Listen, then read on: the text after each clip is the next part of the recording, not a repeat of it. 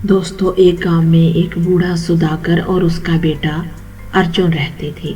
एक दिन बूढ़े सुधाकर ने अपने बेटे को 2 घोड़े देते हुए कहा, बेटा, ये बहुत ही अच्छी नस्ल के 2 घोड़े हैं। मैंने इन्हें बड़ी ही मेहनत से पाला है।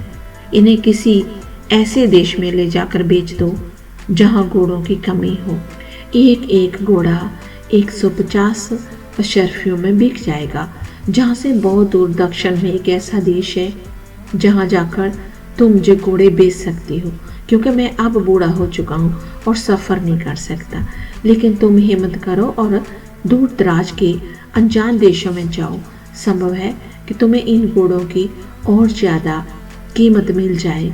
अर्जुन की बात सुनकर इस ख्याल से फूला न समाया कि नई नई जगह देखने को मुझे मिलेगी और खूब सैर होगी। मगर इसके साथ ही उसके बाप ने सलाह देते हुए कहा, बेटा, ये याद रखो कि पश्चिम की तरफ मत जाना। अगर तुम उस तरफ गए तो ऐसे देश में पहुंच जाओगे जहां बेईमान और ठग लोगों की बस्ती है। जो भी आदमी वहां चला जाता है वापस नहीं आता। एक दफ़ा मैं भी वहां चला गया था, मगर अपनी उस बेवकूफ़ी की मुझे इतनी बड़ी कीमत चुकानी पड़ी कि मैं उम्र भर याद रखूंगा। अर्जुन ने अपने बाप से पूछा, आखिर बताइए तो, जब आप ठगों की बस्ती में गए तो क्या हुआ था? बूढ़े पिता ने कहा, बेटा, तुम्हें याद है जब तुम छोटे थे तो तुम्हारा एक भाई भी था जिसके साथ तुम खेला करते थे। और ये बात पहले की है। मैं अपने कारोबार के सिलसिले में सफ़र पर गया था। तब तुम्हारे भाई को भी मैं अपने साथ ले गया था। मैंने सोचा था कि इस तरह से जो देश विदेश की सैर भी कर लेगा और लोगों के रहन सहन का ढंग भी देखेगा। इस तरह ये बहुत कुछ सीख जाएगा। जब हम अपने देश वापस आ रहे थे तो बदकिस्मती से किसी अनजान देश में जा निकले। हम शाम के वक्त वहां पहुंचे थे और रात हमने एक सराय में वहां बताई। लोगों की बातचीत और उनके तरीकों से पता चला कि ये वही धोखेबाज लोगों की बस्ती थी जिसके बारे में मैंने अपने बड़े बुजुर्गों से सुना हुआ था। अब मुझे फिक्र होने लगी कि जल्द से जल्द जहां से निकल जाना चाहिए। सुबह सवेरे जब मैं सराय के मालिक को किराया वगैरह दे रहा था तो मैंने देखा कि सराय के मालिक का भाई रोता पीटता अपनी किस्मत को कोसता हुआ चला आ रहा था। उसने बताया कि वहाँ उसके घर में मरा हुआ बच्चा पैदा हुआ है और ये सब मेरी वजह से हुआ है। ये सुनकर मेरे पैरों तले से जमीन खिसक गई।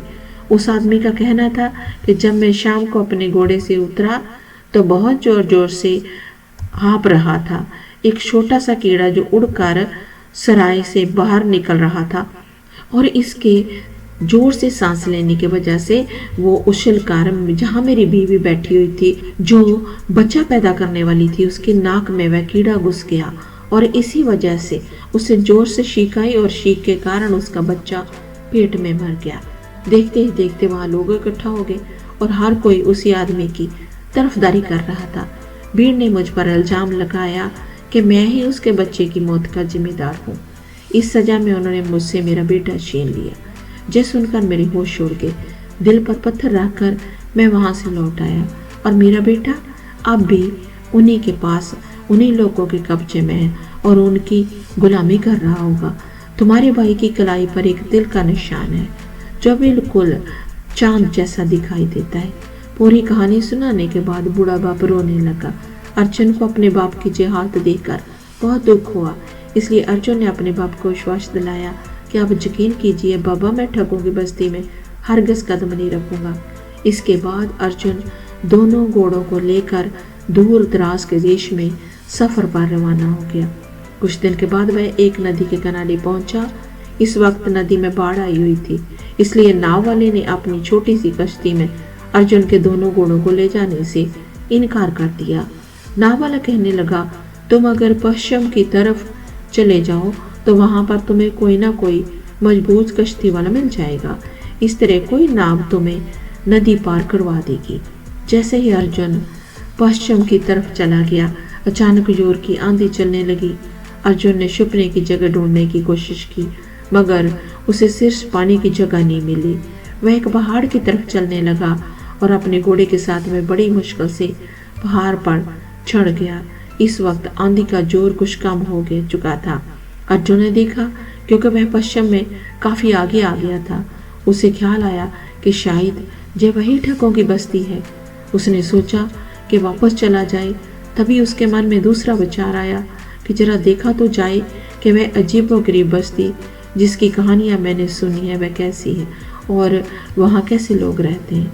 वह पहाड़ के किनारे में से झुक कर नीचे देख रहा था कि अचानक एक पत्थर खिसक गया और अर्जुन लुढ़कते लुढ़कते उसी गांव में आ गिरा। उसके घोड़े भी सर पर दौड़ते हुए उसके पास पहुंच गए। सामने से एक बूढ़ा आदमी आ रहा था। उसने अर्जुन को गिरते हुए देखा तो तुरंत उसके करीब आ गया। अर्जुन ने कपड़े झाड़कर जल्दी से उठने की कोशिश की। उसे ज्यादा चोट नहीं आई थी। उसने देखा कि बूढ़ा आदमी उसकी तरफ बहुत गौर से देख रहा है। बूढ़े आदमी ने अर्जुन से पूछा, बेटा तुम्हें कोई चोट तो नहीं आई? अर्जुन ने दिल में सोचा, अच्छा इस बस्ती में ऐसे नेक लोग भी रहते हैं जो दूसरों की तकलीफ में देखकर उनका हाल चाल पूछते हैं। अर्जुन अभी ये सोच ही रहा था कि वह बूढ़े का शुक्रिया अदा करे, तभी बूढ़े ने रोना शुरू कर दिया। असल बात ये थी कि एक मेंढक अर्जुन के नीचे दबकर मर गया था।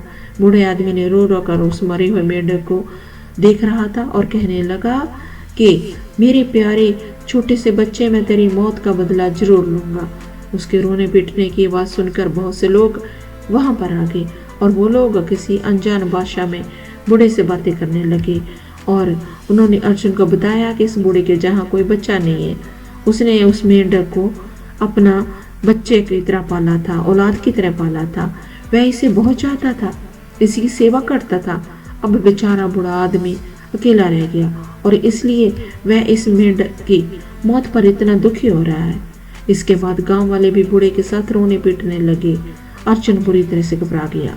उसे कुछ समझ नहीं आ रहा था कि अब वह क्या करे। उसने लोगों से पूछा बूढ़े के दुख को कम करने के लिए वो क्या कर सकता है। बूढ़ा एकदम से वो बोला, अपने घोड़ों में से एक घोड़ा मुझे दे दो। अर्जुन ने नाराज होकर कहा कि मैं मेंढक के बदले मैं अपना घोड़ा तुम्हें नहीं दे सकता। तब बूढ़ा कहने लगा, कैसी बातें करते हो नौजवान, क्या घोड़ा किसी के बेटे से ज्यादा कीमती हो सकता है? आखिर में बेचारे अर्जुन को अपना एक घोड़ा उस बूढ़े के हवाले करना पड़ा। वह बहुत ही उदास और निराश होकर वहां से चला गया। अब इस पहाड़ पर चढ़ना बहुत मुश्किल था, इसलिए अर्जुन काफी दूर तक पैदल ही चलता रहा ताकि वहीं से कोई आसान रास्ता मिल जाए। थोड़ी देर बाद वह एक गांव में पहुंचा। अर्जुन भूख और प्यास के मारे बेहाल था। उसने गांव में जाकर एक दरवाजा खटखटाया। उस घर में से एक आदमी बाहर आया जिसकी सिर्फ एक आंख थी। अर्जुन ने उससे कुछ खाने पीने।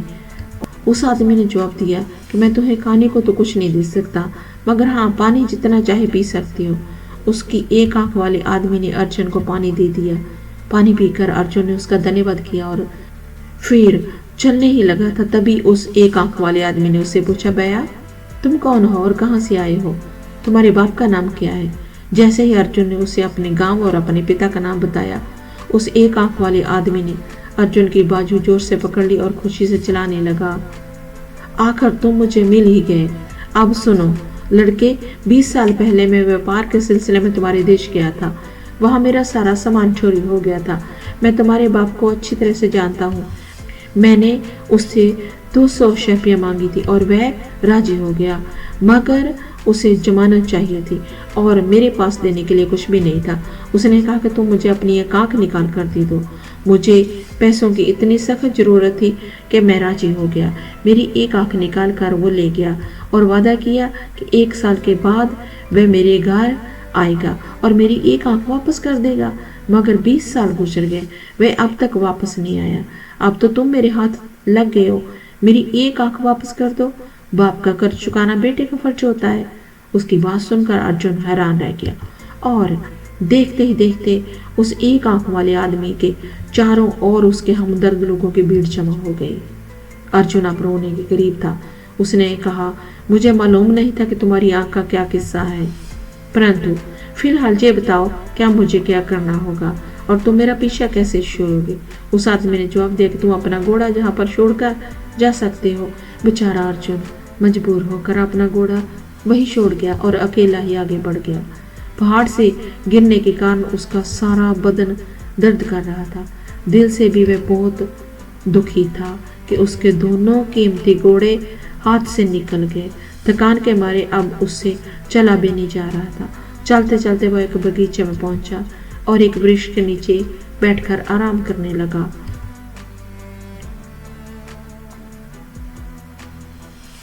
थकावट के कारण उसे नींद आ गई। कुछ देर बाद जब उसकी नींद खुली तो उसने देखा कि बगीचे में आदमी बैठे शतरंज खेल रहे हैं। उन्हें खेलता हुआ देखकर अर्जुन के मन में भी आया कि वह अपना मन बहलाने के लिए कुछ देर इन लोगों के साथ शतरंज खेल ले। अर्जुन उन लोगों के पास गया और उसमें से एक आदमी ने अर्जुन से कहा, क्यों भाई, क्या तुम भी हमारे साथ शतरंज खेलना चाहते हो? अर्जुन ने हाँ में सिर हिलाया। वो आदमी कहने लगा, भाई अगर हमारे साथ शतरंज खेलनी है तो उसकी एक शर्त है, और शर्त यह है कि हारने वाले आदमी को जीतने वाले खिलाड़ी के द्वारा बताए गए किसी भी काम को करना होगा। फिर वो पेड़ पर लगे हुए सेबों की तरफ देखकर कहने लगा, अगर तुम शतरंज में हार गए तो तुम्हें मेरा एक काम करना होगा। अर्जुन को लगा कि शायद वह आदमी उससे पेड़ पर चढ़कर सेब तोड़वाना चाहता है। उसने तुरंत इस बात पर सहमति दे दी और वो लोग शतरंज खेलने लगे। शतरंज के इस खेल में अर्जुन अनाड़ी साबित हुआ और वह हार गया। अब शतरंज जीतने वाले आदमी ने कहा, अब तुम्हें मेरा एक काम करना होगा। अर्जुन तबाक से बोला, कोई बात नहीं भाई, भला पेड़ से सेब तोड़ना कौन सी बड़ी काम है, अभी कर देता हूँ। उस आदमी ने कहा, तुमसे किसने कहा कि मैं तुमसे सेब तोड़वाना चाहता हूँ? मेरे पास तो तुम्हारे लिए एक दूसरा काम है, और वह काम यह है कि तुम्हें मेरे लिए समंदर को खाली करना होगा, उसका सारा पानी निकालना होगा। अगर तुम ऐसा नहीं कर पाए तो तुम्हें जुर्माने के तौर पर मुझे 1000 सोने के मोहरें देनी पड़ेगी। उस आदमी की बात सुनकर अर्जुन के होश उड़ गए। वे कहने लगा, अरे भाई, भला समुद्र को भी कोई खाली कर सकता है? उस आदमी ने कहा, मैं वह सब नहीं जानता। हमने शतरंज इसी शर्त पर खेली थी कि हारने वाले को जीतने वाले की हर बात की हर हालत में माननी पड़ेगी। अभी जा तो तुम समंदर का पानी खाली कर दो, जा फिर मुझे 1000 अशर्फियां दे दो। अर्जुन कहने लगा, भाई मैं तो पहले ही इस गांव में आकर लुट चुका हूँ, मेरे पास तो एक भी फूटी कौड़ी भी नहीं है। अब उन दोनों में इस बात को लेकर बहस होने लगी। अभी बहस चल ही रही थी कि तभी वहां पर एक नौजवान आ गया। उसने अर्जुन को रोते हुए देखा तो रुक कर पूछने लगा, क्या हुआ भाई, तुम रो क्यों रहे हो? आखिर मामला क्या है? लेकिन अर्जुन ने उसके बात का कोई जवाब नहीं दिया। अब वह इस गांव के किसी भी आदमी से बात नहीं करना चाहता था। उसे डर था कि कहीं वह किसी नई मुसीबत में ना फंस जाए, परंतु वह अजनबी नौजवान अर्जुन से बार बार पूछने लगा। देखने में वह एक भला इंसान मालूम पड़ता था। आखिरकार अर्जुन ने उस नौजवान को बताया कि किस तरह से उसके दोनों घोड़े उसके हाथ से निकल गए और अब ये आदमी उसे शतरंज में हराकर 1000 अशर्फियां ऐंठना चाहता है। नौजवान ने सारी बात बड़े ध्यान से सुनी और फिर कहने लगा, अच्छा कि चलो मैं देखता हूँ कि तुम्हारे घोड़े तुम्हें कैसे वापस दिला सकता हूँ, और साथ ही इस आदमी के साथ तुम्हारे झगड़े का निपटारा भी करवा सकता हूँ। चलो तुम मेरे साथ राजा के पास चलो। अब वे तीनों, अर्जुन, व नौजवान और तीसरा आदमी राजा के महल की ओर चल पड़े। अर्जुन और वह नौजवान दोनों आगे आगे चल रहे थे और तीसरा आदमी उनके पीछे, काफी पीछे धीरे धीरे आ रहा था। तभी उस नौजवान ने मौका पाकर अर्जुन को धीमे आवाज से सब कुछ समझा दिया और उसे कहा कि वहां पहुंचकर राजा के सामने क्या करना है। और पीछे पीछे चल रहा तीसरा आदमी उनकी योजना से पूरी तरह अनजान था। रास्ते में अर्जुन और वो नौजवान ने एक मेंढक पकड़ा और उसे अपनी जेब में छुपा लिया। जब वे तीनों राजमहल में पहुंचे तब अर्जुन ने राजा के सामने अपनी शिकायत रखी।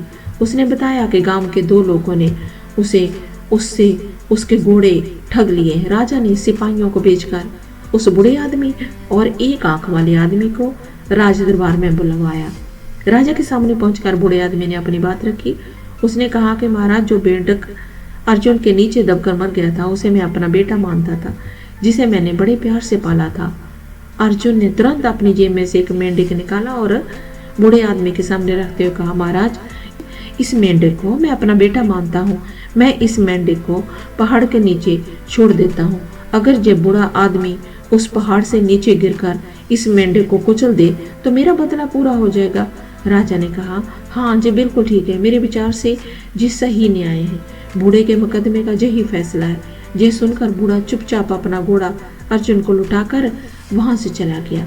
अब एक आंख वाले आदमी की बारी थी। उसने राजा के सामने अपना पक्ष रखा।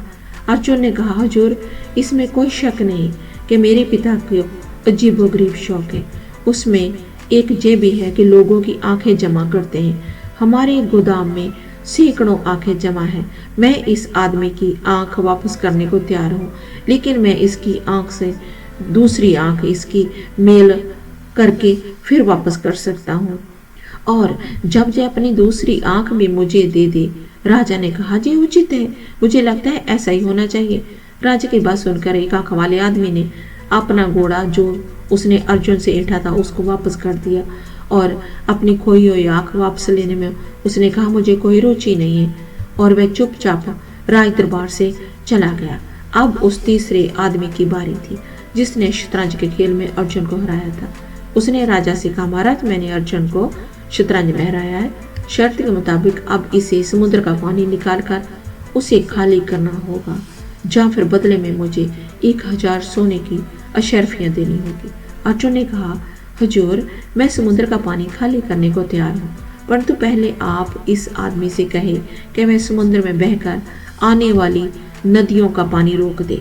इसके बाद ही मैं समुद्र का पानी खाली कर सकता हूँ, क्योंकि अगर मैंने समुद्र खाली कर दिया तो बहती हुई नदियाँ उसे फिर से भर देंगी। इसलिए पहला काम इसका है कि जे उन नदियों को समुद्र में गिरने से रोके, इसके बाद ही समुद्र को खाली किया जा सकेगा। अर्जुन की बात सुनकर राजा मुस्कुराया और एक बार फिर से कहने लगा, बिल्कुल सही, तुम्हारी बात बिल्कुल सही है। इस आदमी को पहले जाकर समुद्र में गिरने वाली नदियों को रोकना होगा। अब तो इस तीसरे आदमी की बोलती बंद हो चुकी थी। सिर झुकाए चुपचाप वो वहां से चला गया। इसके बाद अर्जुन और नौजवान दोनों राजा दरबार से बाहर निकल आए। तब नौजवान ने कहा, भाई, मैं तुम्हें इस बस्ती के बाहर तक छोड़ कर आता हूँ, ताकि अब तुम्हें कोई और बेईमान अपना शिकार ना बना सके। इस तरह से वे दोनों घोड़ों के साथ पैदल चलने लगे। चलते चलते अर्जुन की नजर अचानक उस नौजवान की कलाई पर पड़ी, तो उसकी कलाई पर वही तिल का निशान था जो बिल्कुल चांद की तरह नजर आ रहा था। जब अर्जुन को जब पता चल चुका था कि जो नौजवान कोई और नहीं है बल्कि उसका खोआ हुआ भाई है, जो देखते ही अर्जुन ने अपने भाई को गले से लगा लिया। अर्जुन के भाई ने उसे बताया कि वह ठग और उसकी बीवी, जिन्होंने उसे अपना गुलाम बनाया था, वे अब मर चुके हैं, और तब से वह बेचारा इसी मौके में है कि कैसे इस शहर से बाहर निकल सके। इतने दिनों तक ठगों के बीच में रहकर वह इनके तौर तरीके जान गया था और जानता था कि कैसे इन ठगों से निपटा जाए। दोनों भाई ठगों की बस्ती से बाहर निकलकर दक्षिण की तरफ चले गए, और वहां पहुंचकर उन्होंने अपने दोनों घोड़े अच्छी कीमतों पर बेच दिए और खुशी खुशी अपने घर वापस आ गए। उनके बाप ने खुश होकर उनका स्वागत किया। बड़े बेटे के वापस मिल जाने की खुशी में उसकी आंखों में आंसू बह रहे थे।